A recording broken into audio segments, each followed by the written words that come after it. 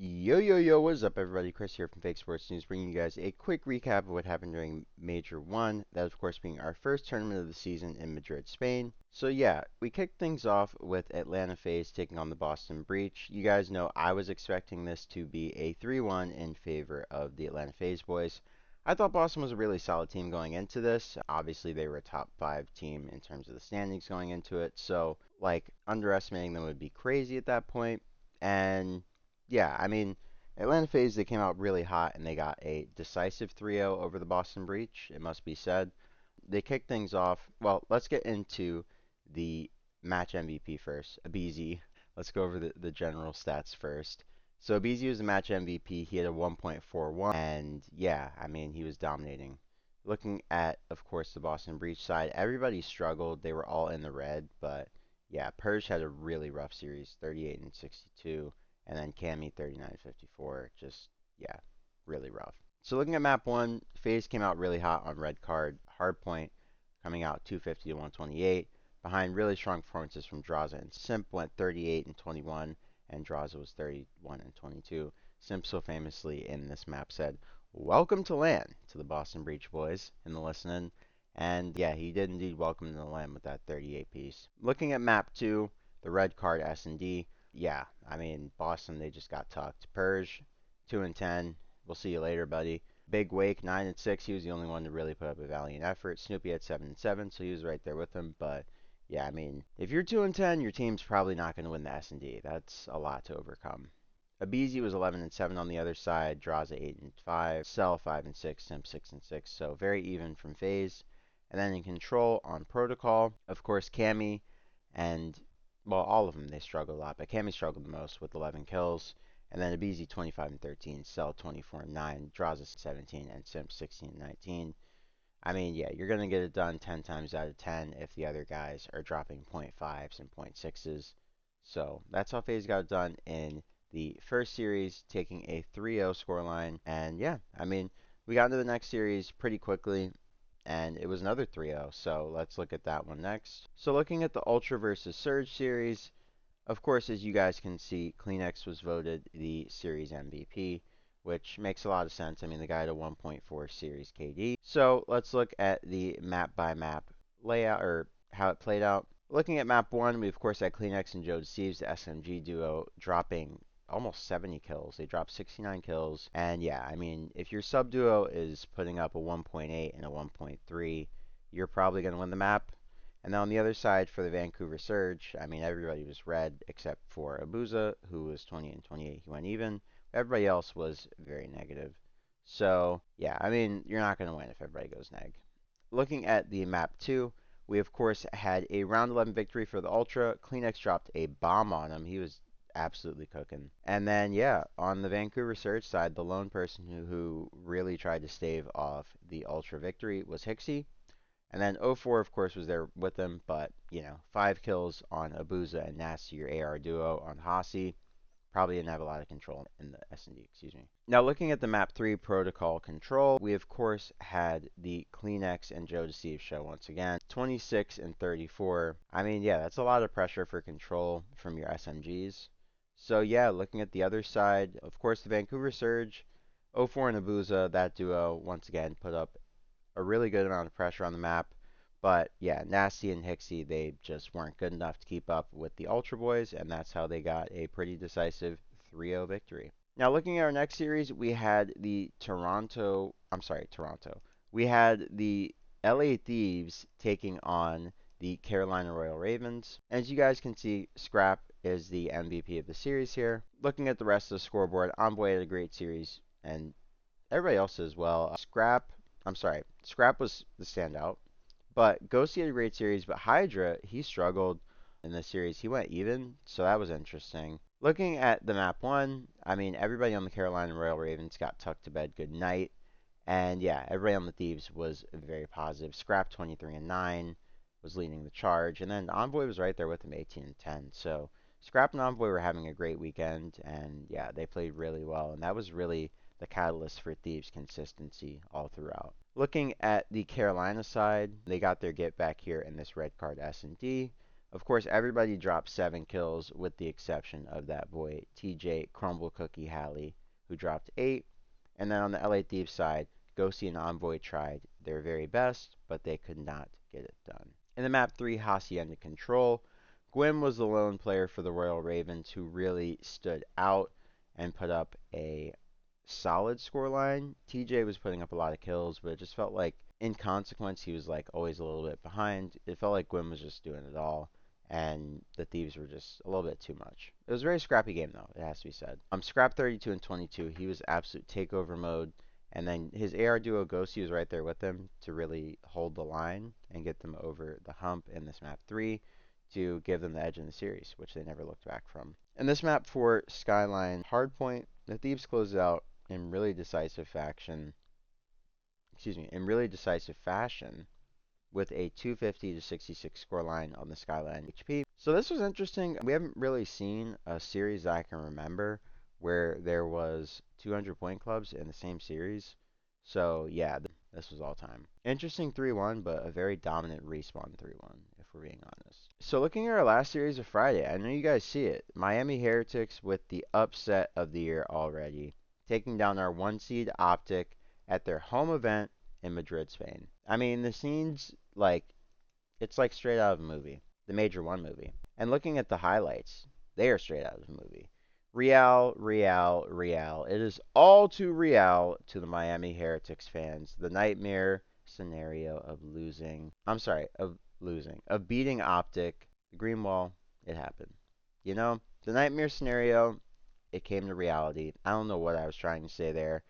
It's all too real. So looking at the map 1, we of course kicked things off in very shocking fashion. Miami Heretics came out really hot, and they won Vault Hardpoint 250 to 193.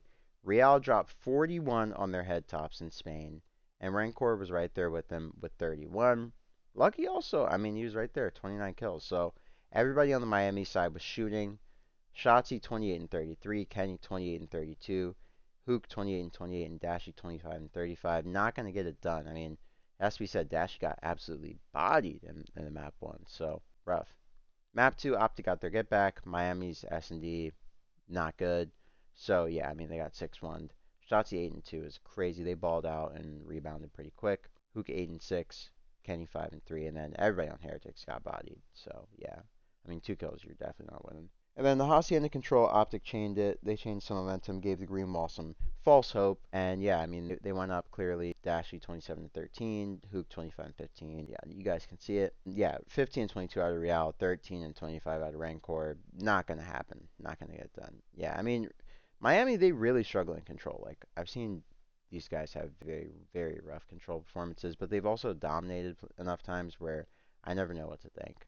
And then on Skyline Hardpoint, Miami Heretics won by 3 freaking points, ladies and gentlemen. So this one was an absolute nail-biter of a series. It was absolutely insane. The drama was at an all-time high. I can't remember a time when Optic was like this dominant and then lost to Miami Heretics. Oh wait, last year. Fuck the Green Wall. Happens literally once a year. So I don't know, man. It's crazy.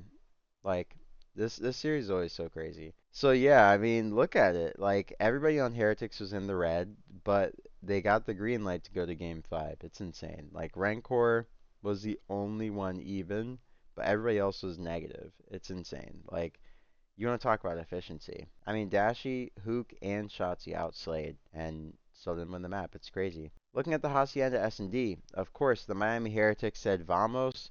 They said our S&D is actually not that bad. We just are really bad at certain maps, I guess. Because they came out and absolutely flatlined Optic 6-2. And yeah, the only person who put up a valiant fight was Dashy with the 10-6. But yeah, Metal's 10-6 on the other side. It was a duel. Dashy lost. So yeah, that's how the Miami Heretics got it done. Sent Optic to the losers bracket. In the most shocking upset to start the year that we've had in a while, probably since MW2. I think Major 1 Optic lost to Heretics as well. Maybe. I'll see. If only there were MW2 highlights. If only. So yeah, looking at our matches, of course, to kick things off on Elimination Round 1, we had the Royal Ravens taking on the Vegas Falcons. Not really going to get into this one too much. I mean, it's the Vegas Falcons. We did have a pretty interesting S&D here, right? TJ Crumble Cookie Halley was your match MVP. So yeah, for the series, he had a 1.25, and the people love him. So he got the MVP pretty easy. Now on the other side, the only players to really have a decent series on the Vegas Falcons side were Xnid and King. So looking at the map one, the Carolina Royal Ravens came out really hot, and they got a 250 to 161 over the Vegas Falcons. Really dominant start to the series, getting an easy map one win. So yeah, Gwen 18-19, Slasher 20-18, TJ 28 and 18. He was absolutely cooking, and Vivid 30 and 22. Yeah, I mean it was pretty confident for them. And on the other side, the only player to really do well was Xnid, and Dahum 13 and 25. Rough one. So this was really interesting. This is the only thing worth talking about in this series, to be honest, because this was a round 11 that shouldn't have been a round 11. The Falcons were up 5-1, and the Carolina Royal Ravens just round by round peeled them off. TJ and Gwen broke them down round by round in that A bomb. They had the exact same KD. That's how you can tell that they were just a tandem. I mean, you want to talk about being on the same page. So yeah, Carolina, TJ and Gwen, they just put on a masterclass showing how good they are at Call of Duty.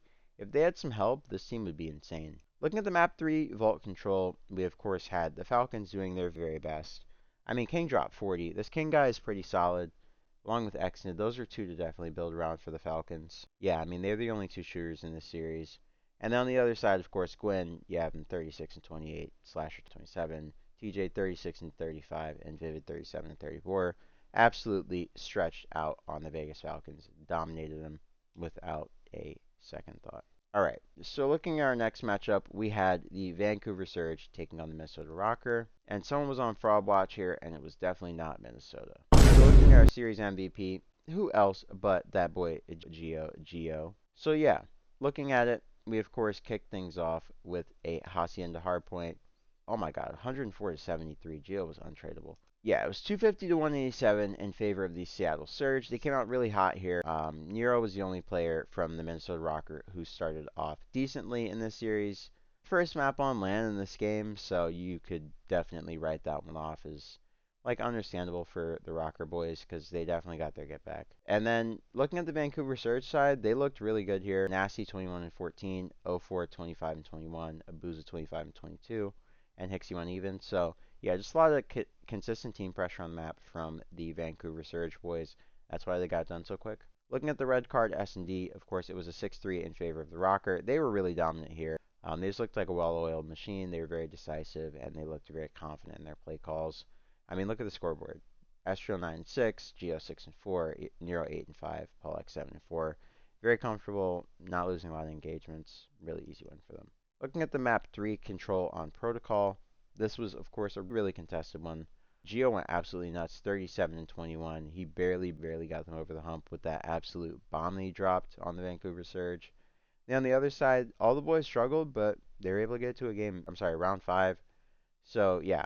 I mean, valiant effort from the Surge. They just need a better team, honestly, going forward. We're not sure who the fourth is just yet, but we'll see. I think it's going to be Neptune, but we're not 100% sure yet. So yeah, looking at the skyline hard point to finish off the series, it was 250 to 159 in favor of the Rokkr, as you guys know. And yeah, Geo, 39 and 25. He just let it all hang out, and he cooked them. I mean, yeah, on the Surge side, 04 and Booz at 29, they tried their very best, but just wasn't good enough. Yeah, I mean, that's how Rokkr got it done to move on and send those boys packing. Send them right back to Vancouver with their bags packed. All right, looking at our 11:30 game, we of course, I thought it'd be the Miami Heretics taking on the LAG, but it was the LAG taking on Optic Texas. I thought it'd be a 3-2, no matter who met LAG there, but yeah, ended up being a 3-2 in favor of the Heretics boys. I'm sorry, the Heretics boys. The Optic Texas boys over the LAG boys. Shotzi was a series MVP, pretty unsurprising. Shotzi's usually MVP when Optic wins this year. He's been absolutely cooking. And then looking at the series overview, obviously you can see he was positive by 4 kills in the series. So yeah, he had a great series, 90 kills overall. Definitely cooked. And then looking at the map 1, we had a protocol hardpoint going 250 110 in favor of the LA Gorillas. So yeah, it was really the Kismet show in this map. He's 32 and 19. Lynn's right there with him, 28 and 19. Priest was also frying 28. kills to his name. And then on the Optic side, everybody just got absolutely cooked. So not a lot to take away from that other than GG go next. Looking at our next map, we had a Skyline S&D that went all the way down to round 11. Kismet and Linz, they had another strong performance, but they just couldn't get it done here. And Shotzi, the Warlord, as they like to call him, was too much along with his duo Dashy. And yeah, those two got it done in a round 11 fashion, which was pretty fun. In the map 3, Hacienda Control, we of course had Optic Texas finally getting a really decisive win on Hacienda after the rough series they had against the Miami Heretics, in which they lost both, I believe. So yeah, this was good for them getting the 3-0 over the LAG boys. 26-19 from Kenny, he was the leader here. Dashy 13-13, Shotzi 19-13. Yeah, they were just cooking. And Lynn's 8-18, excuse me, 18-18 would have been way better. Kismet 16-21, they just got tucked. Looking at the map for Skyline Hardpoint, it was 250 to 188 in favor of the LAG boys. So they absolutely waxed this Optic roster in the respawns, which was pretty much a theme on the weekend, but they got dominated with Hook, which was not something we were all expecting because they looked so dominant online. Looking at LAG, Kismet and Linz, they were, yeah, I mean, they were just a godlike sub duo. They were Kane and Undertaker on the map, whatever duo you want to call them. I mean, they were just cooking. So, Priest was right there with them, putting up a valiant effort. And yeah, on the Optic side, the only players to really try to stave off the LAG beatdown were, of course, Dashy and Shotzi. I'm sorry, Hook and Shotzi, the SMG duo. So yeah, that's how we got to a Game 5 on Vault S&D, where Optic ended up taking it 6-2. Shotzi and Dashy, they took over here. They said, hey, we already lost one Game 5. We're not trying to lose two back-to-back and get DFR'd as number one seed. Double first round as number one seed is nuts. Nasty work. And the only player on the LAG side to put up a valiant effort to keep them from going home was, of course, Linz, the hometown hero, being back in Europe with all the, what are they? I don't know what they're called. Green jackets, I think. Whatever they're called. The people who support the LAG boys. Yeah, they were pretty cool. So looking at our next series, we of course had Cloud9 New York taking on the Boston Breach. You guys know I thought it would be a 3-2 in favor of the Boston Breach. I thought Breach was just a little bit better than Cloud9. I thought these teams would be pretty close on land, but I thought Breach would just be a hair better. So looking at the series MVP, it was of course Sib. Really great to see Sib getting his get back on land. You know, he's been having a rough season all year, and people have been giving him a lot of flack. So yeah, he needed this. And then yeah, I mean the guy was 102 for 83. Yeah, I mean he was untradeable. That brother was untradeable in this series. So yeah, looking at the map 1 protocol hardpoint, we of course started off with a bomb from Mac Melts on the Cloud9 side, and then on the Boston Breach side, Snoopy, he just let it all hang out like he always does, and he went takeover and got them the victory in this map 1. That guy is a hoss, man. So yeah, Mac was actually cooking, Kremp was cooking, Attach was cooking, Sib had a rough start, and yeah, Boston Breach, they got it done. Map 2, the New York boys, they rebounded pretty quickly and got a 6-3 on Skyline behind a really strong performance from Sib. Got his get back in this map too, and Kremp was right there with him to give them a really strong, decisive victory over the Boston Breach side. Awakening and Purge were really the two best performers on Boston, but yeah, I mean, they didn't get a lot done. Looking at the map 3 protocol control, we of course had Attach leading the things for the AR side was Sib, and Mac going 24 and 23.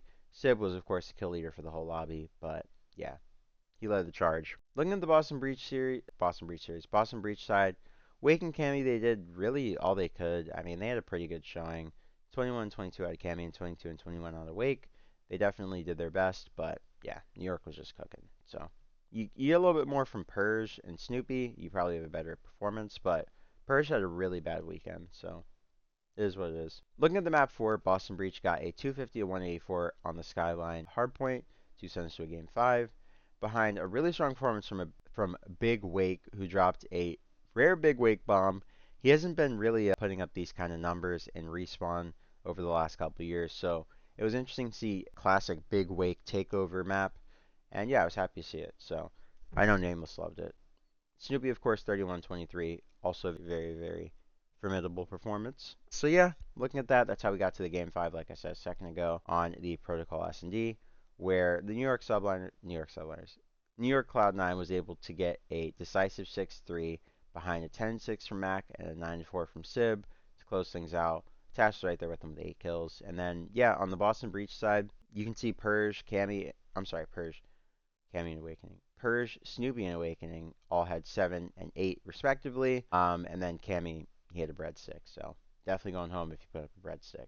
And then our last series of the day, you guys can see I thought it would be Miami versus the Carolina Royal Ravens. And I thought the Royal Ravens would get this done. What did I say? I said 3-2. It ended up being a 3-1 in favor of the Royal Ravens, but I ended up actually predicting the right team to get a win here, so that was good. Of course, we kick things off with well, let's look at the series overview. TJ Crumble Cookie Halley, another series, another MVP. Let's look at the map one. 250 to 248 in favor of Optic Texas over the Little Birds on Hardpoint. So looking at the map one, like, I don't know. This protocol Hardpoint, like, it can either be a blowout or a real square up. That's why I kind of like our protocol. But yeah, I mean, on the Ravens side, they had a real rough game from the looks of it. One person goes even, one person goes +1, and then of course, on the Optic Texas side, Kenny and Shotzi had a rough game.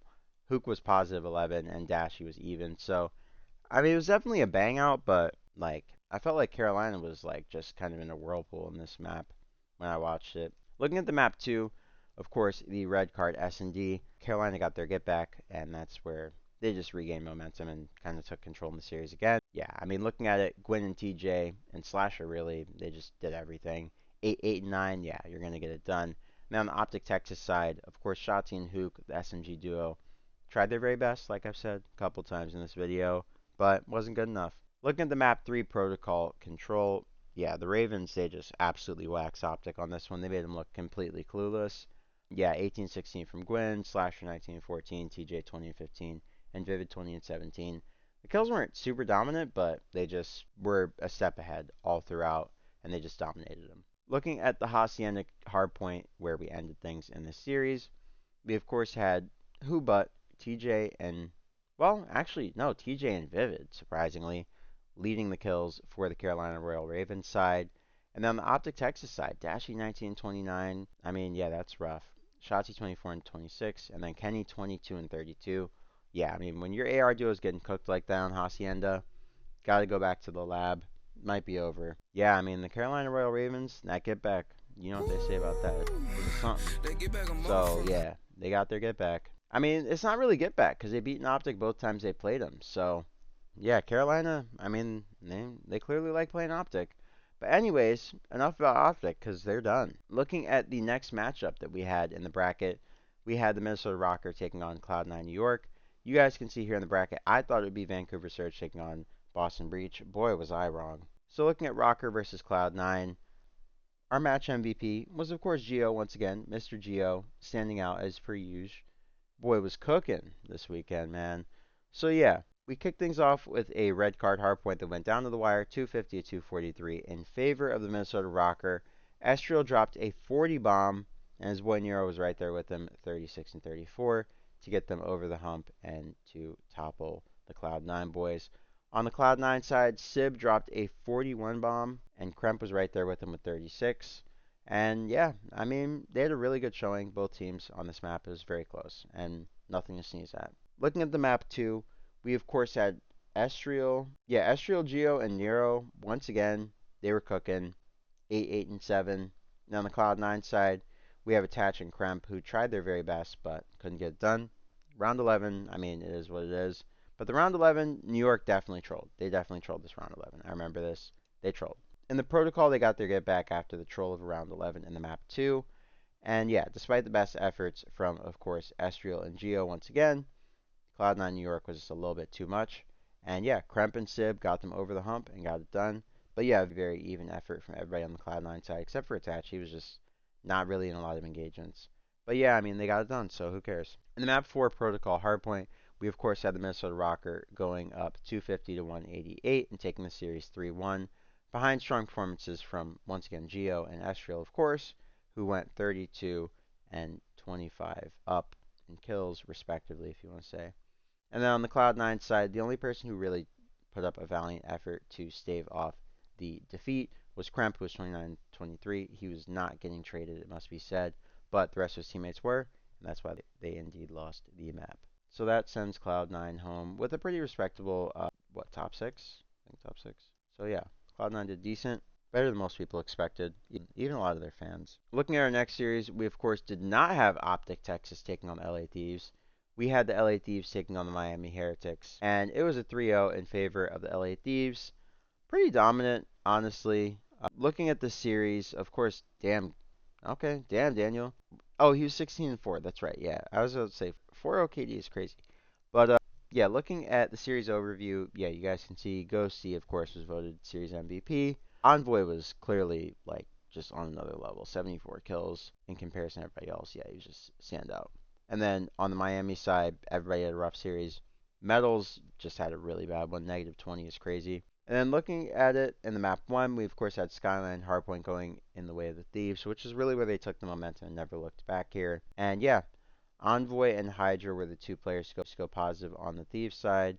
And on the other side, Miami Heretics, Real and Rancor, the SMG duo, were the lone two players to go positive there. But the LA Thieves were just a little bit better, and they got it done. Looking at the map 2, red card S&D, this was the Daniel Ghosty takeover show. That boy went 16-4. Real on the other side went 12-8. He did his very best. I mean, 12-8 is very respectable in S&D. But yeah, I mean, 3 kills on medals, probably not going to win. Looking at the map 3 where we closed it out, we of course had a 3-2 in favor of the LA Thieves behind a 35 bomb dual performance from the SMG duo of Envoy and Hydra. They dropped 70 together. Scrap was there with them with 31. Yeah, in Miami, everybody was in the red, so it was a pretty easy 3-0 for the LA Thieves. Despite it going to round 5 was pretty dominant from them. LA Thieves 3-0ing the Heretics is not really that surprising, though, if we're being honest. What was surprising was winners round 2 on the other side, Toronto Ultra versus Atlanta Faze. I thought it would be a 3-1 over the Ultra Boys, as you guys can see for Faze, but it ended up being a 3-0, which is pretty surprising. Looking at the series overview, the voted MVP from Breaking Point, of course, as you guys can see, was King Cobra himself, Celium, with a 1.18. Looking at the map 1, Vault HP, this one was nuts. This one went down to the wire. I'm definitely going to have the highlight of this playing in the background. I might start a little bit early, just, so you guys can see the entirety of the finish. But yeah, I mean, it was a photo finish of Easy getting out with that contest was like really smart. If he got out the hill, Kleenex could have gotten the second and gotten out himself. Or somebody else could have traded, who knows. But anyways, Abizi lets Kleenex come in the hill, contest it. And as you guys know, contested time draws down the timer, so that's how the game ends. 237 to 236 in favor of Faze. What a brilliant play. I can't wait to include that in the movie and really get into it. But yeah, so looking at it from a KD perspective, Insight, usually Mr. Snail, he was the KD leader here. He had 36 and 28. He had the best engagement performance on the Ultra side. And then his, of course, AR duo, Beans was the only other player to go positive. But the SMGs, it must be said, they were right there in the mix. They put up a lot of kills. They weren't playing bad. They just went negative. And when you go negative, obviously it's a little bit harder to win. And then on the Faze side, they had pretty much the same amount of kills. Yeah, it was just that one crucial play from Abizi. It's pretty interesting how even the slang was in this map. It's almost exactly even. But yeah, it literally came down to 1 second. Well, it came down to a few milliseconds, if we're being honest, because if that interaction doesn't happen, there's no contest. It's a very different game. But yeah, enough about the map 1. It's insane. Looking at the map 2, we of course had a Protocol S&D that went 6-3 in favor of the FaZe boys. I think that first match was just so, intense. I don't know. I think it just kind of, took a lot out of both teams. Well, took a lot out of Ultra, clearly. Beans had an 8-6 KD along with his AR duo Insight, but yeah. I mean, the SMGs on Toronto were just getting cooked in this map, too. I mean, Kleenex 2-8, Joe 6-8. Yeah, they just got bodied by a BZ and, of course, Simp. So that's really the difference there. And then, yeah, BZ 7-5, Cell 8-6. Yeah, you're definitely going to win there. Looking at the map 3, Hacienda Control, it wasn't even close. It was a 3-1 in favor of FaZe. The only player on the Toronto side to have a positive KD was Kleenex. And then Insight was pretty close to a positive KD himself. He was right there with Kleenex with the kills. But on the FaZe side, they were just a little too much. VZ had a negative KD in this map, but, I mean, -4 is not that big of a deal. Cell went nuts, 1.4, Draza 1.28, and Simp 1.35. They all went nuts, and that's how FaZe closed it out in the map 3. But, I mean, we all kind of expected FaZe to win this, at least this matchup, just given their form. They looked really good against a much better Boston team in comparison to the Seattle that Toronto played, because Seattle got bopped unceremoniously by Minnesota, which was really unexpected. Excuse me. I don't know what I'm trying to say right now. Looking at our next matchup, we had, of course, the Miami Heretics taking on the Minnesota Rokkr in a matchup that I wasn't expecting. No one was expecting going into this weekend. We didn't even think this was possible. And then the series MVP, of course, as you guys can see, went to who else but Mr. Rancor himself. I know I butchered that. I will never do that again. So looking at the map one, we of course kicked things off with the Skyline Hardpoint that went 250 to 187 in favor of the Miami Heretics. Metals, Real, and Rancor of course went absolutely nuts. Rancor of course going 34 and 22 went the most nuttiest of them all. And on the Minnesota Rokkr side, Gio was the only person to put up a really valiant effort to try to stave off the Minnesota. Yeah, but everybody else, they weren't really that far behind except for Estriel. Estriel was getting tucked. And I think that's the difference maker. If Estriel was a little bit more involved, this would probably be a much closer game. Looking at the map to Hacienda S&D, this is where Minnesota got their expected get back. They were really tough out in S&D. Yeah, against these lower rung teams, they pretty much always win, but against the best of the best, I don't know. Miami, of course, they had a really strong performance from Lucky on one side going 13 and 7, and then of course he was supported by Metals who went 9 and 9. Then on the Minnesota side, you had Gio and Nero dropping 11 and 12 respectively to give Minnesota a slight edge to get them the victory in the Hacienda S&D. Looking at map 3, Vault Control, we of course had the Miami Heretics taking this one 3-2 with a strong performance from Rancor and of course Metals. And then on the Minnesota side, we of course had Nero doing his very best to stave off the Rokkr L. But yeah, everybody else on the team was very negative, so they were getting cooked at the end. In the Vault HP, we of course had Minnesota getting their get back, and they won 250 to 174 behind strong performances from everybody on the team, honestly. Everybody went green on Minnesota, and everybody was in the red on Heretics. They just got outslayed and pretty much dominated. So that's how they got it to a Game 5 on red card S&D, where the Miami Heretics actually, they took the ice. They melted the ice. The Minnesota Rokkr, they had a really interesting round 11. Paulex had a really rough 1v2 to try to work out. He almost did something, but yeah, I mean, Miami, they played the round 11 to perfection. As you guys can see, they won 5 straight, and then Minnesota won 5 straight. And then, of course, Miami won the one that mattered. Insane. That's what I'm saying about this movie. Like, it's going to go nuts. So yeah, let me pull up the next series and go back to the board. So yeah, our last series of the day, of course, saw the Toronto Ultra taking on the Carolina Royal Ravens. As you guys can see, I predicted this one to come to fruition in my bracket. I thought the Toronto Ultra would take it, but I was wrong. Looking at the series, though, our match MVP, who else? Once again, TJ Crumble Cookie Halley, 98 and 95, and he was our match MVP with 50 out of 51 votes. Who was the one guy that didn't vote for Teach? He was just pissed because he didn't get a crumble cookie, I guess. Looking at the map 1 vote hard point, I almost said S. We kicked things off with the Carolina Royal Ravens coming out making a dominant statement over a very solid Toronto Ultra team with a, I guess, close to 100-point victory. Yeah, I mean, Slasher 28 and 19, TJ 28 and 24, Vivid 26, and Gwen 25 and 21. And everybody on Toronto in the negative. Definitely going to get it done. Looking at map 2, the Ravens, they chained the momentum to go up 2-0 in the series with a round 11 victory. They won 3 straight to get it to round 11. Ultra went up 5-2, or I'm sorry, 5-3, and they lost 3 straight. Insane. Looking at the Ultra side, we of course had Insight and Joe Thieves both dropping 10. And then on the Carolina side, we had TJ, Vivid, and Gwyn doing the bulk of the killing. And Slash was right there with them with 7. So, I mean, it was a very solid effort from both teams. But in terms of like consistent numbers, Vivid and Gwyn, of course, were the 8 duo.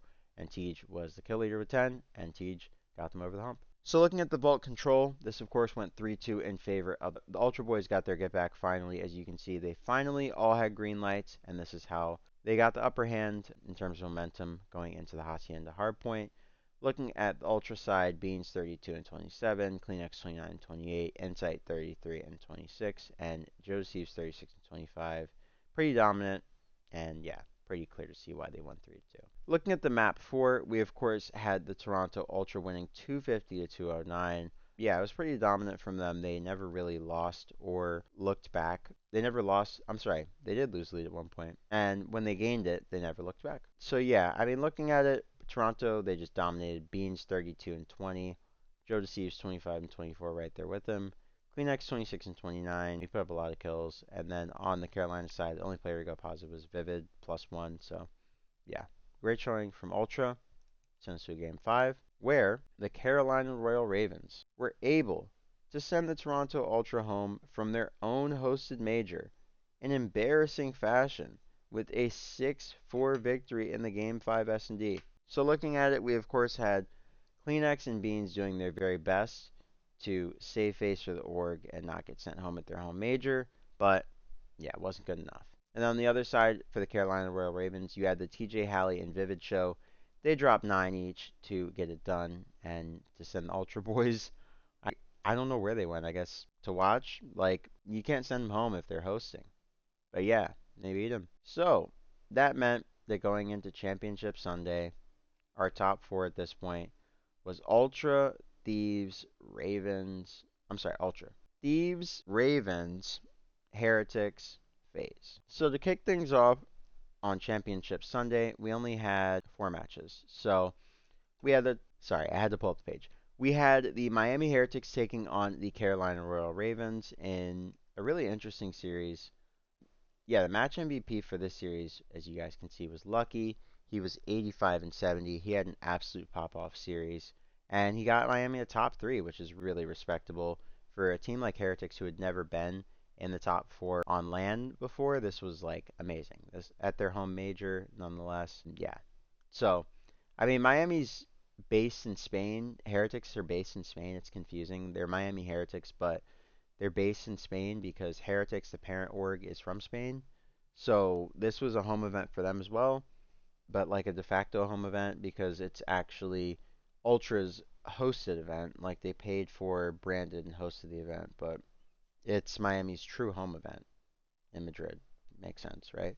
Anyways, we kick things off on map 1, Red Card Hardpoint, with a really strong performance from the SMG duo Real and Renkor. They dropped 33 and 34 respectively, and that's how they got it done. 250 to 254, or to 244, I'm sorry, 254. Ravenswood won over the Carolina Royal Ravens, who had a really strong performance from Gwyn and Slasher, who went for 28 and 31 respectively. Yeah, I mean this was just a bang out. Let's see it. Let's see the heat map. See how it got done. Look at that breakdown.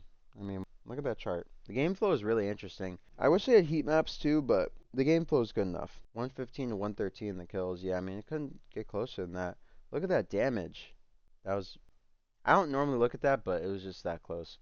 So yeah, looking at the map too, we had a round 11 barn burner for the ages. Metals dropped 15. God, dog. And Real dropped 11. They were playmakers for real. On the Carolina Royal Ravens side, no one was even close to that. I mean, Gwyn had 7, Slasher had 6, and Vivid had 8. Holy. Ravens went up 5-4 and lost. Damn. Yeah, I mean, clearly the Heretics didn't want to lose. I mean, damn. Losing a 5-4, that's rough. Looking at the map 3, Hacienda Control, we of course had the Royal Ravens finally answering back in the series. Lucky did his very best. He went 27-15. He was absolutely cooking in this map 3. Then on the Carolina Royal Ravens side, Gwyn and TJ, they just came back as their usual duo self. And yeah, I mean, they took over. And yeah, I mean, Miami, they clearly were like, all right, whatever. And they answered back in the Game 4 hardpoint, getting a 250 to 237 victory over the Royal Ravens to send them home. Vivid and TJ Halley were the only players to go even on the Royal Ravens side, but they all put up kills. It was pretty respectable out of both teams. Yeah, I mean, Renkor and Lucky were the difference makers here. 26 for both. Yeah, I mean, they got it done. Looking at the game flow here, I mean, this was very close all the way through. Heretics had a big lead over Carolina going into the 9th hill. And then the 10th hill, Carolina retook the lead. 11th hill is where Miami never looked back, really. But it was such a close margin, you can't say someone never looked back. They just won the game. So yeah, that's how Heretics got it done and punched their ticket to a top 3, where they would meet the winner of Atlanta Faze versus LA Thieves, which was, of course, destined to be one of the best series of the season. Let's take a look at it here. Of course, who but my GOAT simp would be the series MVP, right? 98 kills, generational. And then look at the Thieves side. I mean, Scrap was absolutely cooking. 106 kills, Hydra 96 kills, Ghosty 92.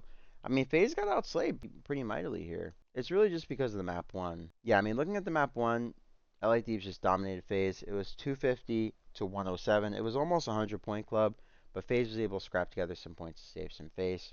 I mean, BZ 17 and 32, Selling 15 and 27, Draws at 20 and 24, and Simp 24 and 24, 25 and 24.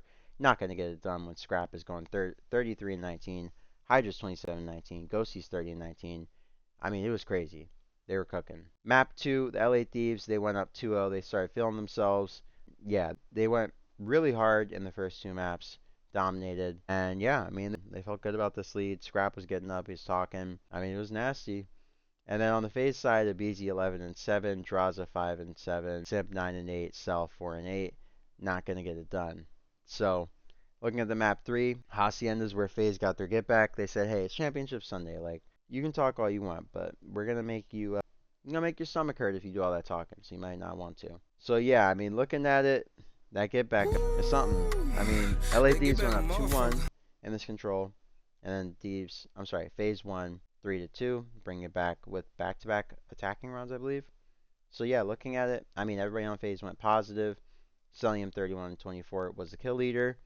Then you have Draza and the BZ with 30, and of course Simp with 27.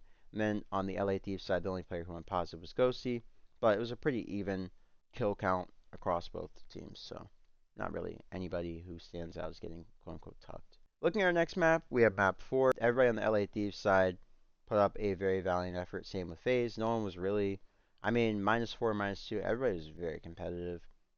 It's crazy. Everybody almost went even, damn near. It was like as even as the slang can be, just pure trades.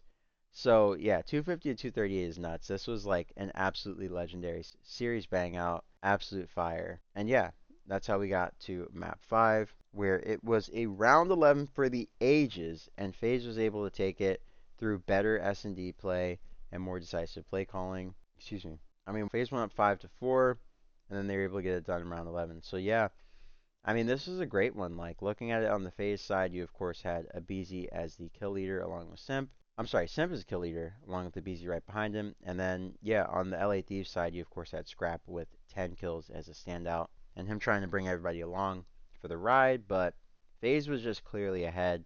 They looked way more decisive, and they were way more involved as a team together. And that's what made the difference in this round 11 and got them to the grand finals. So, in elimination finals, we had the LA Thieves taking on the Miami Heretics. You guys thought I could see it would be an LA Thieves versus Optic Texas elimination final, and I thought Optic Texas would win it, but ended up being the Thieves. So I was thinking Thieves here. Yeah, and looking at the series, Envoy, of course, was the series MVP. He did 1.6 in the series. He went absolutely nuts, and everybody on the Miami Heretics side got absolutely bodied. Looking at map 1, LA Thieves came out with the belt and started whooping. Envoy 35 and 20, Ghosty 28 and 22, Hydra 24 and 20, and Scrap 24 and 19. Yeah, I mean, they cooked. Now on the Miami Heretics side, like, everybody went very negative, like, very negative. So, not a lot to say there. 250 169, dominant. Map 2, Hacienda, S&D, it went 6-3 in favor of the LA Thieves boys. Hydra went 11 and 4, and then Scrap was right there with him with a 9 and 4 scoreline. Envoy had a great map too, 8 and 5. So yeah, I mean, everybody from Thieves did their thing. And then on the Miami Heretics side, the only player who had a decent map was Real with a 7 and 7 scoreline. In the map 3 control, we of course had the LA Thieves bringing that belt out one more time. Envoy said 1.42 on your head top. Bye. Y'all can go enjoy Madrid. Nice top 3. Nice little hopium, copium, whatever. But yeah, not good enough, my boy. So yeah, looking at the Miami Heretics side, Real was the only person who really tried to keep him in it. He dropped to 1.17, and Rancor, of course, with a 15-26, was definitely, he was having a rough one. So yeah, that's how the LA Thieves got back to their Papas, Atlanta FaZe. And of course, the real Papas brought out the real belt, and the real work started. Let's check this out, ladies and gentlemen. We had an all-time grand finals, and our MVP for the grand finals was none other than Mr. Cellium himself. You can do it too, Phase Up, and I'll explain why in a minute. So looking at map 1, we of course kicked things off with a Hacienda hardpoint that FaZe actually ended up choking. They choked this one pretty bad. So looking at it, as you guys can see, looking at the game flow, it's pretty back and forth. Atlanta takes a big lead. LA Thieves starts eating away. Then they take another big lead. Then they take another big lead. LA Thieves eat away, overtake. Insane. But that's the game flow. Sometimes it happens like that. I mean, it's a momentum-based game. If you can chain the momentum, then you'll win. If you can't, and it's interrupted, you lose. So looking at the map one, of course, on the Faze side, I mean, the slang was there. They had a lead. So 25 and 21 from Simp, and 20 from Draws, and 26 and 22 from Celium. And then on the LA Thieves side, they were just more efficient and more composed when it mattered. 24 and 26 out of Hydra, 26 and 22 out of Scrap, 21 and 25 out of Ghosty, and 21 and 24 out of Envoy. I mean, that was just really smart, typical, efficient play out of the Thieves, and that's how they got it done. Looking at the map 2, red card S&D, Faze, of course, had a pretty dominant performance here, going 6-4 up to win. Yeah, Draza and Cell, the AR duo, 9 and 4 respectively, got it done. And the Tiny Terrors right there with them with 8 and 7. And then on the LA Thieves side, the only person who put up a valiant effort was Dan Ghosty with an 8 and 7 performance himself. Map 3, Hacienda Control. It was as back and forth as it could be. Each team, as you guys can see, just won a round. They traded. So yeah, Faze, I mean, they got their get back here. They went up 2-1. It should have been 3-0 in most people's minds because that map one, as you guys could see based on the game flow, was an absolute choke. But yeah, Faze, they did as they should here. They regained composure and they won a map that they should. They didn't let it slip away. BZ 33 and 27 and Cell 30 and 25 right there with them was the difference maker here. On the LA Thieves side, Envoy and Scrap both went positive, but it was not enough to propel them to a victory in this map. And that's how we get to a map 4, red card hardpoint, where the LA Thieves were able to respond to regain momentum and even the series up 2-2 with a 250 to 229 victory on red card, which is one of their bread and butter hardpoints. So looking at it, of course, everybody on the Faze side, with the exception of Draza and Cell, the AR duos got dominated. Abizi and Simp got cooked. The Tiny Terrors got terrorized. And on the LA Thieves side, the only person who struggled in this map was Hydra with 27-30. You can't really say he struggled that much. I mean, he's just a little bit negative. And then Ghosty, Envoy, and Scrap, they were, of course, cooking, as you guys can see. 26 from Envoy, 28 from Ghosty, and 33 from Scrap. I mean, they absolutely cooked. And looking at, of course, the game flow here, I mean, like Thieves just always had the lead, and they never let go of it for the most part. Faze tried to catch up. They brought it back. They kept it very close towards the end. As you guys can see, they got within 6, but it wasn't close enough. Looking at the map 5, S&D on Vault, which, speaking of not close enough, was a run back of the winners finals earlier that went down to around 11. You can see Faze is clearly just better at S&D and at Vault. S&D in comparison to Thieves, they're 2 for 2 here, and they tighten the round margin from previously being 6-5 to currently being 12-6. So they reasserted control and dominance over this map between the two head-to-head. I don't necessarily expect to see it played going forward, so yeah. Looking at both teams, of course, Abizi dropped an absolute bomb on him. 8-2 is nuts. I mean, yeah, he was just introing in that A-bomb, and he was untradeable. Simp was there with them, and they could not be traded. And on the LA Thieves side, Scrap dropped a donut on 6, Hydra 5-5, Ghosty 4-5, Envoy 2-5. People's prize picks were not hitting. And then in the protocol control, the last one of the series, the LA Thieves actually rebounded, regained momentum, and they made the series interesting. So yeah, Abizi 19-26, Cell 19-20, Draza 17-24, Simp 22-26. They all got tucked in this control. And on the LA Thieves side, they actually did the tucking. Hydra was finally awake in this series, 26-18, Scrap 28-19, Envoy 29-17, and then Ghosty had a stinker with 13-23. But who cares? They got it done 3-1, and that's how they sent us to a Game 7 in the Grand Finals for the chip. We went all the way down to round 11, actually, must be said. I'm going to play the round 11 for you guys on the screen.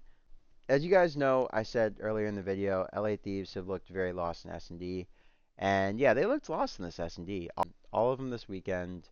They looked lost in map 2, map 4, map 5, and map 7. They looked lost in all 3. And then the ones that they played against Faze earlier in the day, they looked lost in as well. So Faze did not lose a single S&D to LA Thieves. They're 5-0 against LA Thieves and S&D. They lost, obviously, both hard points in that series. But, yeah, I don't know, man. It was a really interesting one. As you guys can see, it was 10-7 for Abizi and 11-6 for Simp. The Tiny Terrors, they were absolutely terrorizing. And then Scrap had 10 kills. He was the lone man on the Thieves who really put up a strong effort, and Ghosty was there in a supporting role for most of the S&D, excuse me. But yeah, I mean, Faze, they were just better here. They were just a lot better, a lot more coordinated. Yeah, and they got it done, right? So it was a really good showing for Draza, especially towards the end of this, because he made the big play in the round 10 to break things open, and that's how they got it done. So yeah, I'm happy that my guys won a chip. They looked really good. As you guys can see, they were 4-0 at the whole tournament. They are currently undefeated since Minor 1, so I believe they're now 11-0 in series, maybe. So we'll see how they do against Optic, which is actually going to be the next video that I have going live on the channel, a preview of things to come in this weekend's matches, where we'll see Optic taking on Faze and other things. So yeah, be sure to stay tuned for that, guys. But as you can see, looking at the Major 1 bracket, your boy was actually right. I got the winner right. And yeah, let's see how I'm doing for Major 1. So for Major 1, the whole stage, I finished top 150. I am currently 139 in the world. And yeah, I'm very happy with that. So yeah, not too mad at that, guys. Hope you guys have a great morning, noon, or night, wherever you may be on this beautiful planet. And yeah, let's actually look week by week. So I was one of the best ranked people for the minor. Week by week, I haven't done that well. But overall, I'm top 140. So, hey, it's not about how you start, it's about how you finish. And that's what I'm about to do right now. So, yeah, False. like I said before, don't forget to like, comment, and subscribe to the channel if you are brand new. Share it with a friend if you enjoyed this or if you think they'll like it. And yeah, I'll catch you guys on the next one. Hope you enjoyed this. If you got to the end, just leave a comment to let me know. And I really appreciate it. Everybody who's been supporting lately, I really appreciate you. And I'm going to keep going harder. So, yeah, let's keep this thing going and catch you guys on the next video. Once again, this is Christian Fake Sports News or Axe Rotation. Hope you have a great morning, noon, night, wherever it may be on this beautiful planet. And I'll catch you guys on the next video. Peace.